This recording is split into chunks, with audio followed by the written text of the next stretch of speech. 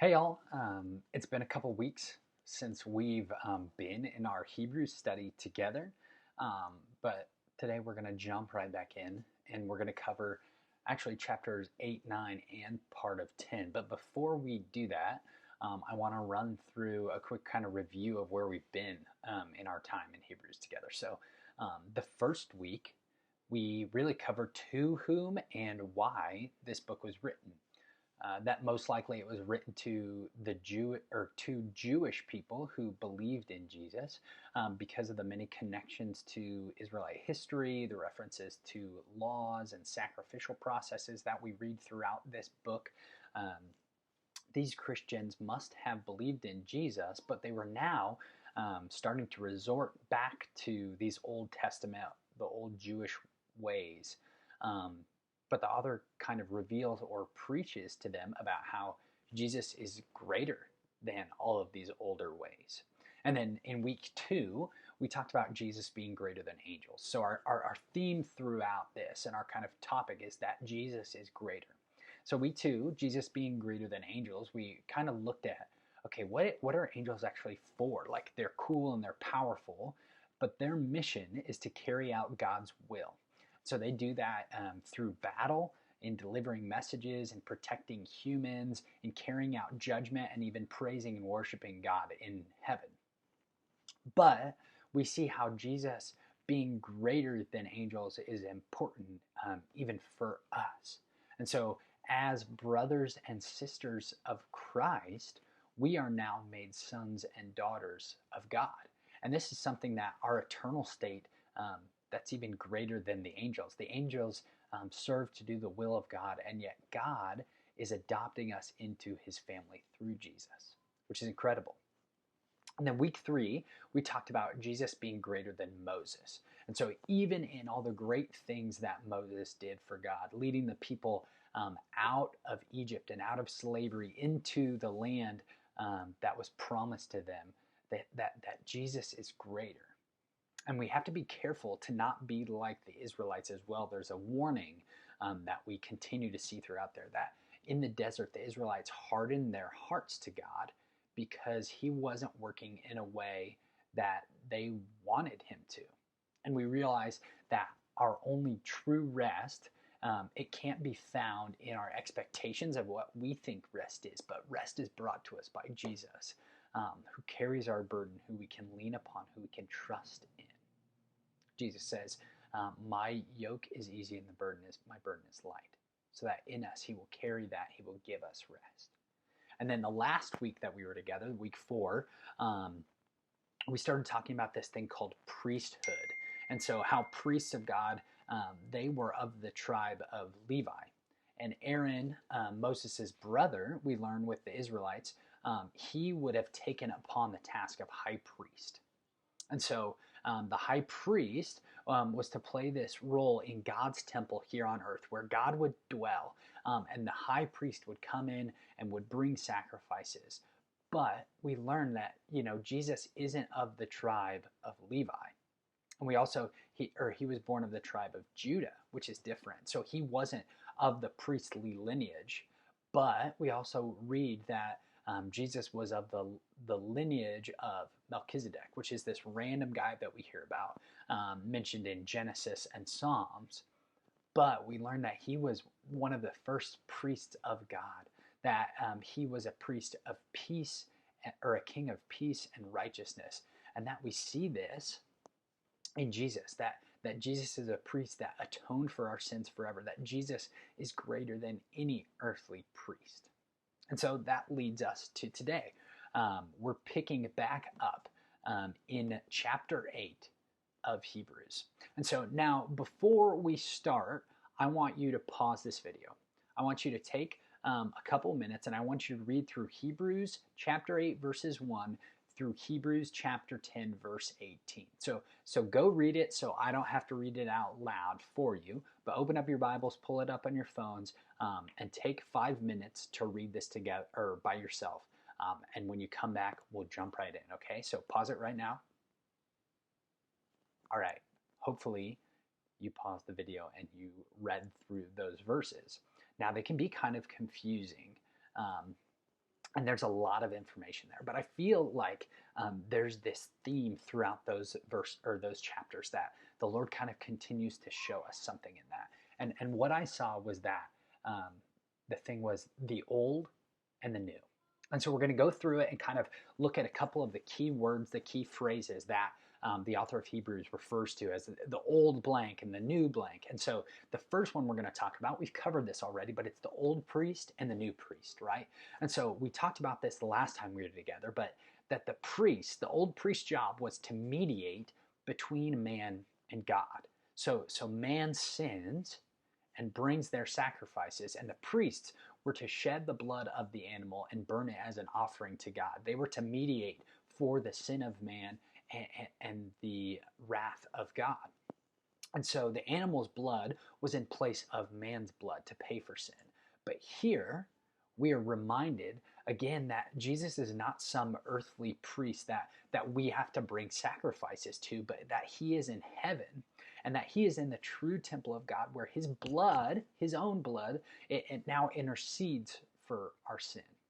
And this leads the author into talking about the next thing is covenants.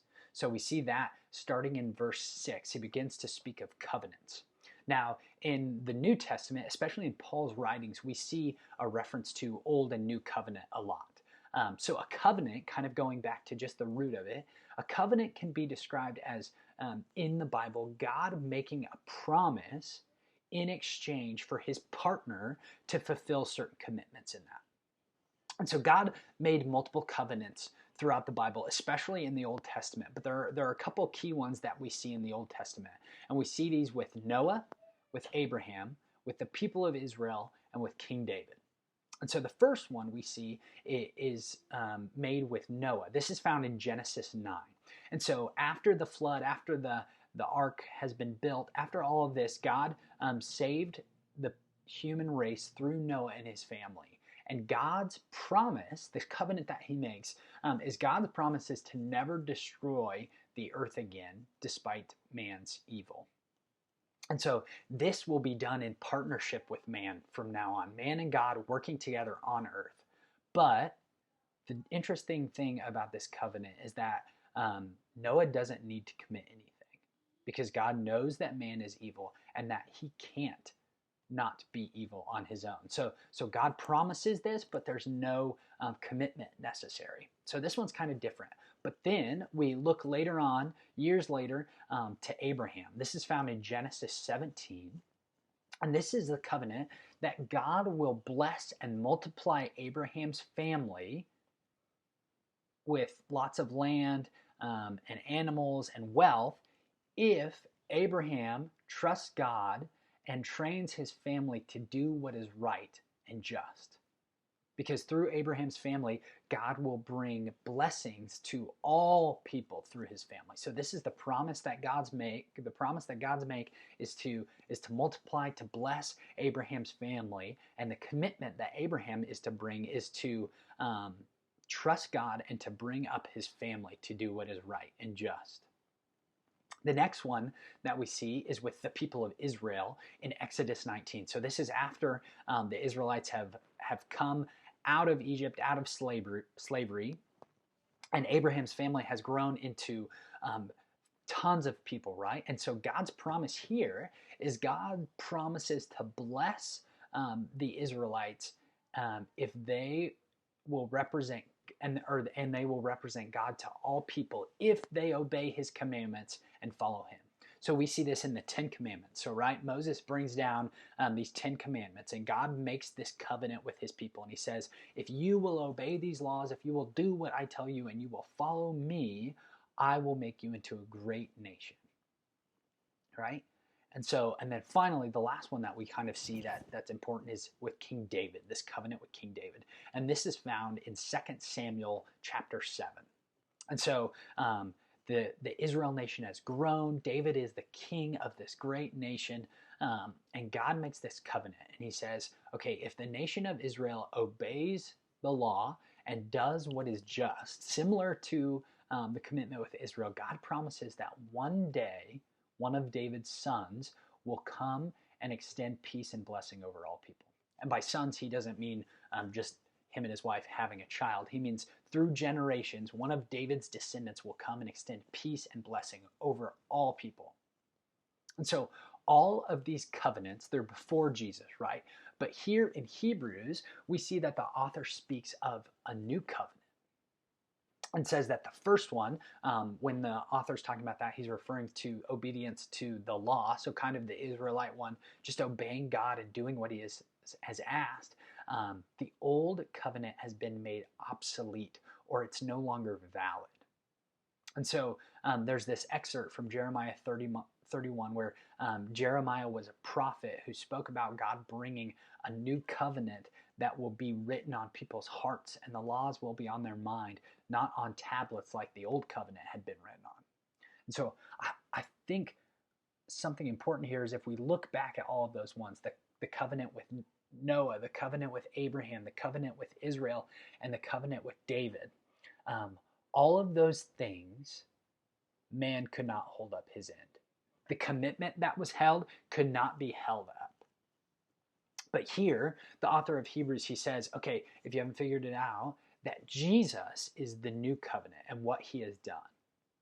So because Jesus lived a perfect life, because he was obedient to the law, because he trusted God, because he did all of those things in which none of the other covenants could do, the people on the covenant end could do, Jesus fulfilled those. He made those complete by holding up man's end of that bargain, right? He completed what we could not. And by that, a new covenant was made. This new covenant, it's being that God's promise for us is now eternity with him. Back to how he intended in the beginning, right? To be with him. And our commitment to him is that our faith is in Jesus. It's in the one who did and does for us what we could not and cannot do. Isn't that interesting? I think that's really exciting to look back and look at the Bible and see that there are these things, there's these things that Jesus fulfilled that we don't even recognize, but that Jesus fulfilled all of the old covenants so that this new covenant could be made, this new deal, this new blessing that we receive for our commitment to Jesus. That's great. And then we see a couple more words brought up. So the third thing we kind of see is this tabernacle. So we talk about the old tabernacle and the new tabernacle.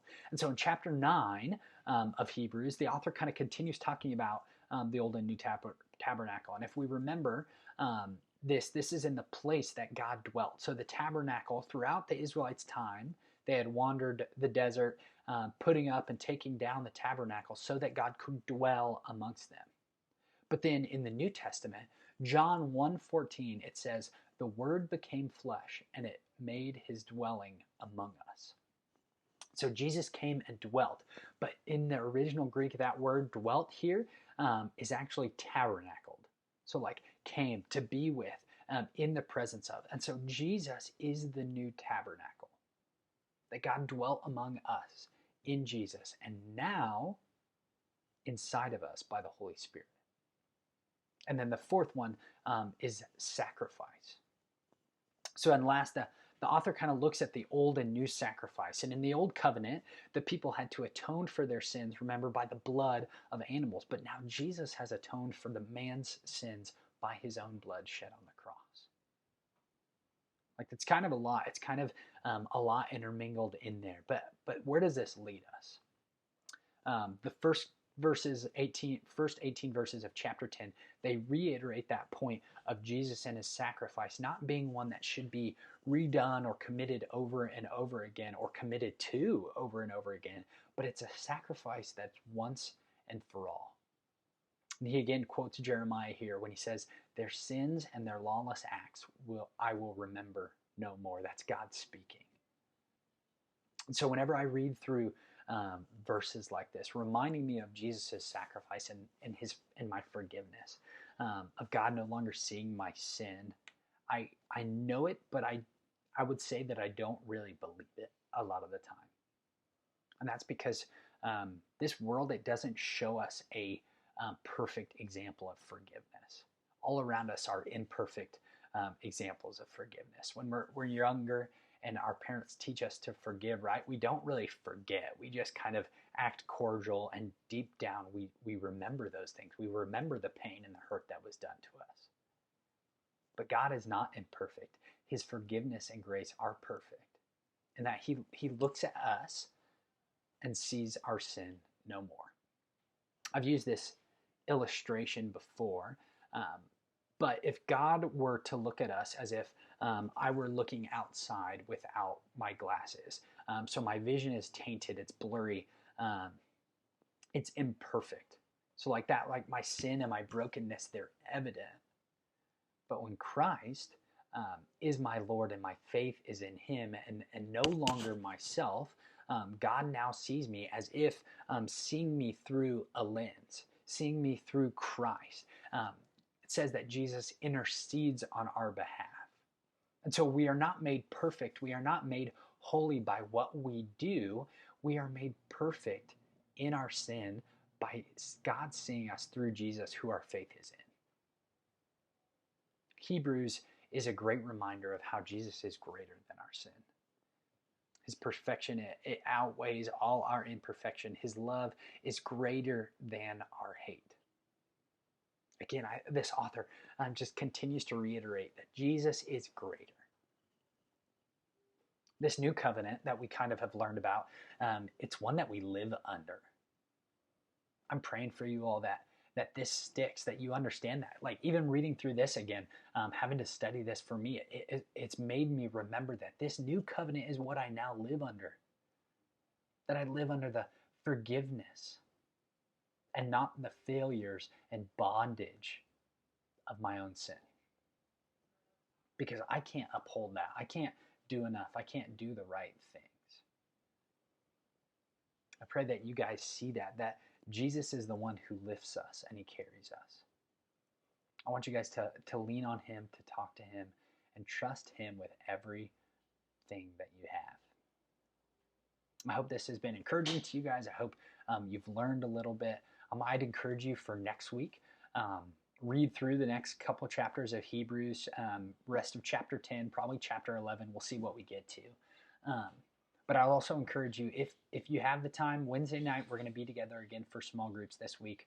I'm trying to stay connected, trying to be together as much as we can. And so pay attention to our Facebook, to Instagram. If you want to be on Remind, go check that out. We send out notifications with that Zoom link every Tuesday and Wednesday. So hope you can join us. Thanks for being with us this week. I love you guys. I miss you, and I hope to see you soon.